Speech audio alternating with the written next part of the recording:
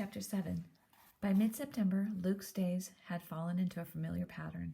He got up at dawn, just for the chance to sit on the stairs and watch the rest of his family eat breakfast. They all rushed now. Mother had to be at the factory by 7. Dad was trying to get all the machinery in working order before harvest. And Matthew and Mark were back in school. Only Luke had time to linger over his undercooked bacon and dry toast. He didn't bother asking for butter because that meant someone would have to stand up and bring it over to him, all the while pretending, for the sake of the open window, that they'd just forgotten something upstairs. As soon as the rest of his family had stomped out the door, Luke went back to his room and watched out the vents. First out the front to see Matthew and Mark climb onto the school bus, then out the back where the new houses were practically finished. They were mansions, as large as the Garner's house and barn put together. They gleamed in the morning sunlight as though their walls were studded with precious jewels. For all Luke knew, maybe they were. Hordes of workmen still arrived every morning, but almost all of them worked indoors now. They headed into the house first thing, carrying rolls of carpet, stacks of drywall, cans of paint. Luke couldn't see much of them. After that, he spent more time now watching a new kind of traffic, expensive-looking cars driving slowly down the newly paved streets. Sometimes they pulled into a driveway and went into one of the houses, usually trailing a woman who appeared to be talking nonstop. It had taken Luke a while to figure it out. He certainly hadn't dared ask anyone else in his family, but he thought maybe the people were thinking about buying the houses. Once he realized that, he studied every potential neighbor carefully. He'd overheard Mother and Dad marveling that the people moving into the new houses were not just going to be city people, but barons. Barons were unbelievably rich. Luke knew. They had things ordinary people hadn't had in years. Luke wasn't sure how the barons had gotten rich when everybody else was poor, but Dad never said the word baron without a curse word or two in front of it. The people streaming through the houses did look different from anyone in Luke's family. They were mostly thin, beautiful women in form-fitting dresses and heavy-set men in what Luke's dad and brothers called sissy clothes, shiny shoes and clean, dressy pants and jackets. Luke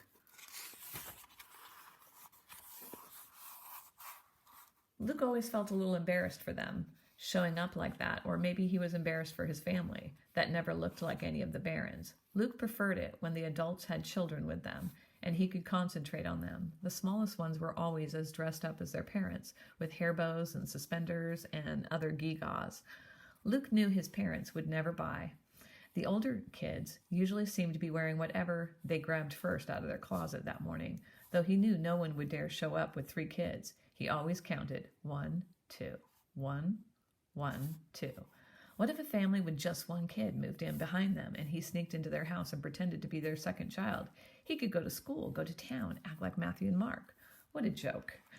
Luke living with barons, more likely he'd be shot for trespassing or turned in.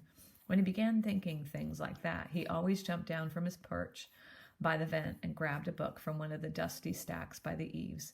Mother had taught him to read and do math as much as she knew herself. "At least we have a few books for you," she often mumbled sadly when she left in the morning. He'd read all their books dozens of times, even the ones with titles like Diseases of the Porcine Species and Common Grasses of Our Countryside. His favorites were the handful of adventure books, the ones that let him pretend he was a knight fighting a dragon to rescue a kidnapped princess, or an explorer sailing on the high seas, holding tight to a mast while a hurricane raged about him. He liked to forget he was Luke Garner, 3rd child hiding in the attic. Sometime around noon, he'd hear the door from the mudroom to the kitchen swing open, and he'd go down and eat at the same time as his dad. Without Mother there were no homemade pies now, no mashed potatoes, no roasts that sent good smells throughout the house. Dad always made 4 sandwiches, checked to make sure no one could see him, then handed 2 of them to Luke in the stairwell. Dad never talked. He explained that he didn't want anyone overhearing him and wondering, but he did turn the radio on for the noon farm report, and there was usually a song or two after that before Dad silenced the radio and went outside to work again. When Dad left, Luke went back to his room to read or watch the houses again. At 6:30, Mother came home, and she always stopped in to say hi to Luke before rushing out to do a whole day's work in the few hours before bedtime. Usually Matthew or Mark came up to visit him too. but they could never stay long either. They had to help Dad before supper, then do homework afterwards, and they always had been nicest to Luke outdoors before the woods came down, and the three of them often had played kickball or football or spud in the backyard. After school and chores, Matthew and Mark always fought about who got to have Luke on his team, because even if Luke wasn't very good, two boys together could always beat the third. Now they played half-hearted games of cards or checkers with Luke, but Luke could tell they'd rather be outside. So would he. He tried not to think about it. The best part of the day came at the end, when Mother tucked him in. She'd be relaxed then. She'd stay for an hour sometimes, asking him what he'd read that day or telling him stories about the factory.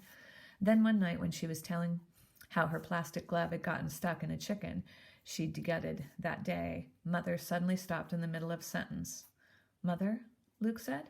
She answered with a snore. She'd fallen asleep sitting up.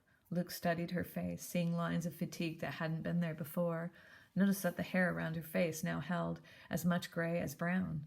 "Mother," he said again, gently shaking her arm. She jerked. "But I cleaned that chicken. Oh, sorry, Luke.